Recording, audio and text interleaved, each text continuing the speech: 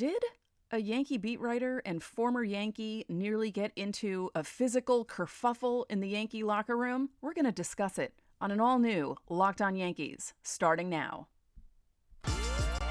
You are Locked On Yankees, your daily New York Yankees podcast. Part of the Locked On Podcast Network, your team every day. Good evening, Yankee fans. Welcome to Locked On Yankees, which is part of the Locked On Podcast Network, your team every day. I'm your host, Stacey Gotsoulias. If you're new, I'm a baseball writer and podcast host for the Locked On Network. I've written for places like ESPN, Baseball Prospectus, and the Hardball Times, and I've been hosting Locked On Yankees for nearly 5 years. That's crazy. You can follow our account on Twitter at Locked On Yankees, all one word. You can follow me at Stace Gotts. I'd like to thank you for making Locked On Yankees your first listen every day. We're free and available on all platforms, including Apple, Odyssey, Spotify, and Stitcher. You can watch and subscribe to us on YouTube. Also hit the thumbs up button to like our videos and the bell so you're notified as soon as our videos go live. This episode is brought to you by FanDuel Sportsbook, the official sportsbook of Locked On. Make every moment more. Visit FanDuel.com/LockedOn to get started. So let's discuss this. I was trying to read the article about it, and I was really confused as to what actually happened here. But it seems Clint Frazier, who was calling himself Jackson Frazier, but now I think he's back to Clint Frazier, accused Randy Miller of being obsessed with him and also trying to fight him. So this tweet showed up in my timeline over the weekend. He tweeted this at 11:39 a.m. on Saturday. Woke up to another Randy J. Miller article about me, laughing emoji. He has me blocked, unfortunately, ever since the day you tried to put your hands on me in our locker room and your job was in limbo because of that. You have become obsessed with me. Tough way to live your life, Randy. Now, to say that I was gobsmacked when I saw this tweet, I couldn't believe it because I don't recall something happening here. But it turns out that something happened in 2020. The outfielder said, this is from Yanks Go Yard, by the way. The outfielder said he witnessed Miller make one too many snide comments to Miguel Andujar about his defense, then slyly dropped shocker as he walked past the scrum. Miller then bolted across the locker room to confront Frazier over his sardonic wit. After that, I don't think Randy ever came back in the locker room again, Frazier added. Now, there's some sort of history between these two, because when Clint Frazier was first coming up as a prospect, when he first came over here in the trade, he opened up to Miller early in his Yankee tenure. He wrote about him. So I don't know. It just seems really strange that this happened between them. And then, apparently, I didn't know about this either because I don't follow Clint Frazier. As I said, I saw this tweet. It was retweeted into my, or his original tweet was retweeted into my timeline on Saturday morning, or Saturday afternoon by that point. But apparently, he accused Randy Miller this past summer of having a Trump-loving burner account with a female persona that chased Clint Frazier online. So he accused Randy Miller of having a burner account that he uses to stalk Clint Frazier. So apparently there's a big beef between these two guys, and it doesn't seem to be going away anytime soon. And I really don't remember hearing anything about this when it supposedly happened. But it just seems very strange to me. Like really, really, really strange to me. And then, on top of that, the next day, it was Clint Frazier weekend. Dan Martin of the Post wrote an article. And the headline, now, okay, I write articles for Locked On. I don't usually come up with the headlines. I'll come up with a temporary one, but my editor will fix it and tweak it. You know, I'm okay with coming up with headlines, but usually it's the people editing your pieces that make the headlines because they're the ones who know which ones are going to get clicks. So the headline for Dan Martin's article is Yankees left field hole created once Jackson, parentheses, Clint Frazier didn't work out. So from the title of this article, it seems that Dan Martin is blaming Clint Frazier for the Yankees' left field issues. Maybe in 2021, but we're entering 2023. At this point, the Yankees could have gone out and gotten someone to play left field. They should have during the offseason. There are still guys out there who could play left field for them, and they haven't gotten them. How on earth is this Clint Frazier's fault 2 years later? Someone explain this to me, because I don't quite understand how any of this is Clint Frazier's fault. It's not his fault that he got concussions that were so bad it affected him for years. I really don't understand. Clint Frazier hasn't played with the Yankees since June of 2021. He was removed from a game due to dizziness and then never played with the Yankees again. And they released him at the end of the year. So he entered free agency at the end of 2021. And yes, he had some controversies surrounding him, but the concussion issues were the biggest problem for him. Now, he was with the Cubs last year, and he also played with AAA Iowa, and he didn't really do great with either of those teams. So Texas picked him up, signed him to a minor league deal. Again, how is this Frazier's fault and not the Yankees' fault? He's been gone from the team nearly 2 years. They got Andrew Benintendi last season prior to the trade deadline, and then he signed with the White Sox. Now, Brian Reynolds, I'll give the Yankees a pass on because the Pirates are asking way too much for him. Jurickson Profar is available, David Peralta is available, and apparently they're on the Yankees' radar, but, they always say people are on the Yankees' radar and then nothing happens. But I really don't understand how any of this is Clint Frazier's fault. The Yankees have had plenty of time to get left fielders to replace someone who left nearly 2 years ago. So I feel like it was pile on Clint Frazier week, and that's not very fair to him. Has he gotten himself into trouble with his own shenanigans? Sure, but I feel really bad for him. I was excited when he came over to the Yankees. We saw glimpses of how great he could be, and it is no joke having concussion symptoms. And I just feel bad for the guy, and I wish that he could just have, a normal major league career. He doesn't need to turn into a superstar suddenly, but it would be nice for him to be a regular on a team and to contribute. And maybe it'll happen someday. But I feel like there was too much piling on Clint Frazier this week. And that's all I'm going to say about that. So in a moment, we're going to talk about some Yankee news. They hired an assistant hitting coach, a player from the past who didn't play for the Yankees, by the way, but he's a name that's familiar. And when I saw the news, I thought to myself, really? Him? The hitting coach? Interesting.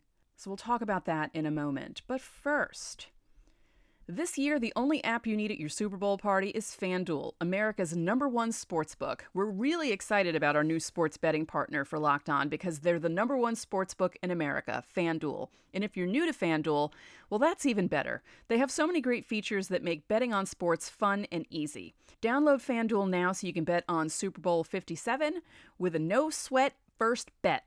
You'll get up to $3,000 back in bonus bets if your first bet doesn't win. FanDuel lets you bet on everything from the money line to point spreads to who will score a touchdown.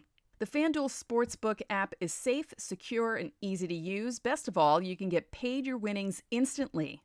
So join FanDuel today at FanDuel.com/LockedOn to claim your no-sweat first bet on Super Bowl 57. That's FanDuel.com/LockedOn. Make every moment more with FanDuel, official sportsbook partner of the NFL. Thanks for making Locked On Yankees your first listen every day. You can make your second listen Locked On MLB Prospects. Host Lindsey Crosby is a prospect encyclopedia, and he's going deep on the MLB stars of tomorrow. It's free and available wherever you get your podcasts.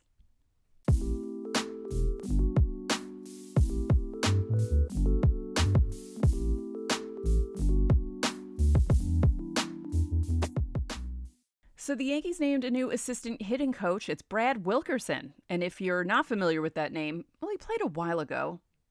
So it's fair. But when I saw the tweet come up, I thought to myself, wait, I think I remember Brad Wilkerson. He came up with the Expos. Then they became the Nationals when he was still with them. He played for the Rangers, the Mariners, and the Blue Jays, and he is replacing Hensley Mullins on the hitting staff because Dylan Larson is the main hitting coach and Casey Dykes is the other assistant hitting coach. Mullins left to become the Rockies' lead hitting coach. So Wilkerson said, "My future role with the Yankees is just being there for the hitters. It's talking to them about baseball, about situational hitting and decisions, when they're going to swing and why they're going to swing. It's just seeing the baseball and getting these guys right, more so mentally than physically in a lot of ways. It's just making sure that their minds are clear and prepared each and every night." So he was an assistant coach and a recruiting coordinator for Jacksonville University. They won a conference championship during the 2020-2021 season. Before that, he was the head coach at the Kings Academy in West Palm Beach, Florida. He also served as a coach for USA Baseball, where he was named Volunteer Coach of the Year back in 2014. He said the Yankees reached out about 10 days ago to gauge his interest, and he said he'd only be interested in a big league position. And then the offer came about really quickly, and he had Zoom sessions with Boone and Lawson. So, yeah, 10 days, that's pretty quick. It's like, hey, do you want to be our assistant hitting coach? Sure. Well, here you go, 10 days later. So that's pretty cool. He said it was a tough decision for me just with the timing of the whole thing, but at the end of the day, the opportunity I have in front of me to get back to the big leagues and work with these guys with every resource in the world to try to win, it's just very intriguing to me. The type of competitors, the type of guys I want to be around, it was a no-brainer. So that's pretty cool. Like to see what he can do. Again, assistant hitting coach. It's kind of funny that teams have 3 hitting coaches now instead of just 1. I remember the day they announced that Mattingly was joining the Yankees coaching staff. I nearly screamed on the A train. And a guy across the train from me was reading the Post. I want to say it was the Post. And the back page was about Mattingly coming back, and I kind of squealed.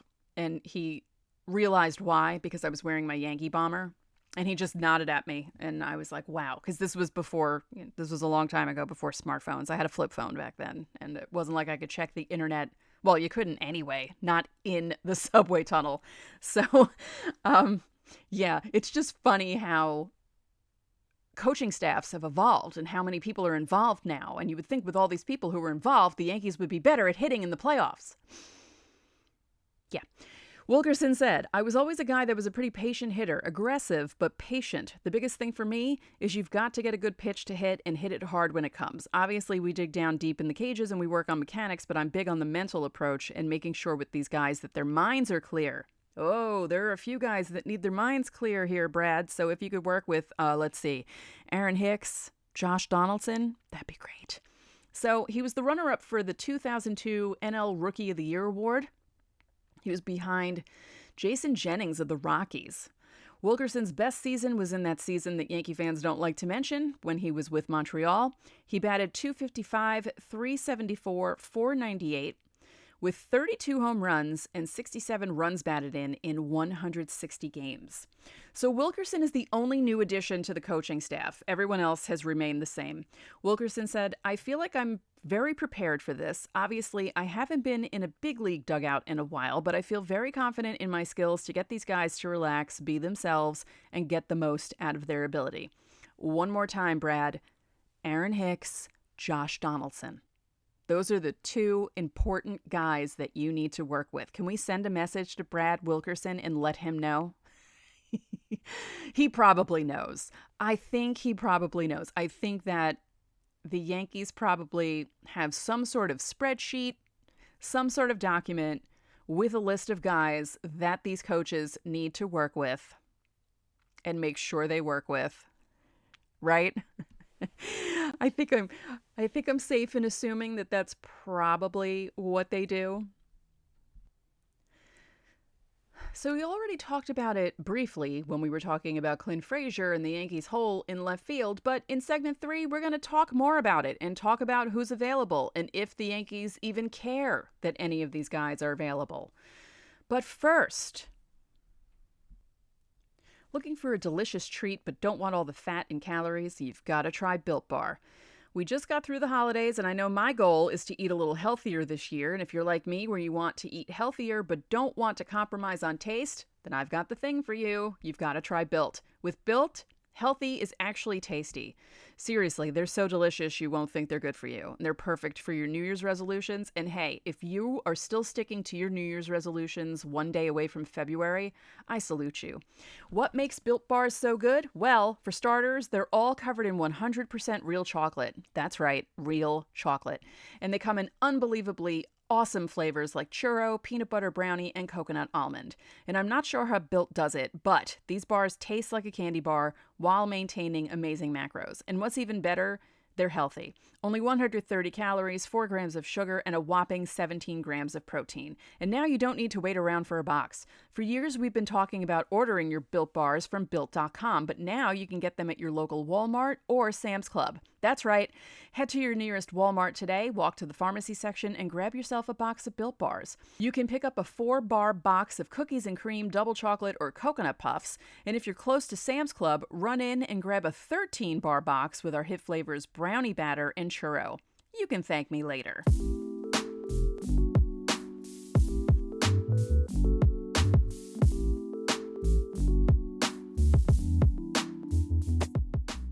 So let's discuss the left field situation. Now, just so you know, I mentioned that I'm writing for Locked On, and I wrote something for Locked On earlier because Locked On Texas Rangers, because we also have Locked On New York Rangers, but Bryce of Locked On Rangers and Javi of Locked On Padres had a crossover the other day, and they were discussing Profar, Jerks and Profar, because obviously Profar came up with Texas. He was, he was highly touted. He was ranked the top prospect in all of baseball in 2013 by MLB Pipeline. And things just did not work out for him the way that he wanted things to work out for him and the way that Texas wanted them to work out for him. He had that shoulder surgery in 2014. He wasn't the same after that, but then he started to pick things up. And after he had his best season up to that point in 2018, Texas traded him to the A's, and he did okay with the A's that 1 year he was with them. Then he was traded to the Padres, and he had a disappointing 2021, but he picked things up a little bit in 2022. Now, the thing about Profar is he's turning 30 next month. So he's not that old. And I don't think he's the type of player that you would sign to a long-term deal, but maybe like a 2 or 3 year deal, possibly. He doesn't hit for that much power. His highest home run totals, he hit 20 home runs in back-to-back seasons, 2018, 2019. He got back to hitting double digits in 2022. He hit 15 with the Padres. He's an option for the Yankees. He's still out there. I mentioned Brian Reynolds, but again, the Pirates are asking for too much. I was talking about the prospects on Monday's show, talking about the rankings of Volpe, Peraza, and Dominguez, and the Pirates wanted 2 out of 3 of those guys for Brian Reynolds. Brian Reynolds is fine, but he's not that good. He's not that good. Not for that much. And they're not asking other teams for that much, just the Yankees, because that's how the Pirates operate. So who else is available besides Brian Reynolds, Jerks, and Profar? Max Kepler is another possibility for a trade.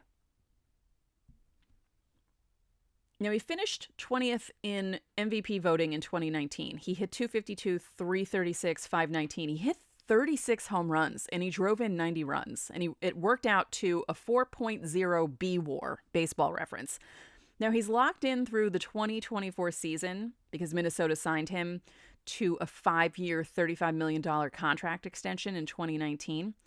But he has not kept up the same level of production. Gee, I wonder why, because 2019 was the year with all the juiced balls, right? So a lot of people had inflated numbers in 2019. No offense to all the guys that did well in 2019, but you kind of have to look at 2019 with a side eye in a way. So the Yankees could trade for Brian Reynolds if the Pirates, stop asking for crazy stuff. They could trade for Max Kepler. They could sign Jerks and Profar. But the Yankees are trying to stay below the $293 million threshold. They're currently at 292.3, so they're pretty close. That's according to Roster Resource, so they're pretty close to that number. Now, they could also, from within, use Oswaldo Cabrera, which wouldn't be bad. That would be fine because, he did play in the outfield and, he did pretty well wherever they put him last year. And I actually wouldn't mind having Oswaldo Cabrera out in left field. They could use Giancarlo Stanton in the outfield. Now, I know I've said this many times on the show, and if you've listened for a while, I always joke that if you're seeing Giancarlo Stanton in the outfield playing, that something bad must have happened to someone else. But it's gotten to the point where, do we want to see Aaron Hicks in the outfield? Honestly. Not after a couple of those plays he made last year. Maybe his head is in the right space for 2023. Maybe he can get all of that junk out of his head and play better in the outfield. But for Hicks, it feels like if he's not doing well at the plate, it affects his defense, which is usually what happens with players, but not always. Josh Donaldson, one of those exceptions. Didn't have a great year offensively, but he was fine defensively. I feel like the Yankees, I would prefer either them getting someone like a Brian Reynolds, just not for the price that the Pirates want, or using Cabrera. I'm really worried about Aaron Hicks. I know I said on the show yesterday that I was hoping that maybe he can have a fresh start. Maybe he can get all that junk out of his head and just be okay this year. But with Hicks, you have to worry about injuries because when he's coming back from one injury, he usually has another injury. So I'm leaning toward the Oswaldo Cabrera left field experiment. I think the Yankees should do that. Let me know in the comments on YouTube if you agree with me. But like I said, he did everything the Yankees wanted him to do last year. And, he could even be platooned with Hicks. Have Hicks bat from the right side, Oswaldo Cabrera bat from the left side, and then they can each play left field. But he could be a starter. I think if he got more chances at the plate, he'd be pretty good. He's not going to hit like 30 home runs, but I think he's going to be a productive enough hitter where I almost feel more comfortable having him at the plate than Aaron Hicks. So let me know in the YouTube comments what you think about left field and what the Yankees should do. I mean, I would prefer for them to go out after someone, but they have Cabrera there. It's not like it's not a complete black hole. It really isn't. So some of these columnists need to calm down from that because it's not a black hole. Oswaldo Cabrera is very capable of playing left field. Just like Oswald Peraza is capable of playing shortstop. But we'll see what happens. It's January 31st. Spring training starts in 3 weeks. Actually, 2 weeks, technically, if you want to get, really technical, because pitchers and catchers report on February 16th. So it's just about 2 weeks. That's crazy. It felt like the offseason was forever. It feels like Aaron Judge was signed 5 months ago. And now here we are. We're hours away from February. We're 2 months away from opening day. It's almost here. We're in the home stretch. So to recap, it was pick on Clint Frazier weekend, apparently, in the New York area. I don't know why. Just let the guy go. Let him enjoy his time in Texas or wherever he's playing because he's minor leagues. Would it be Round Rock? I'm trying to think of the Texas minor league teams. Just let him be.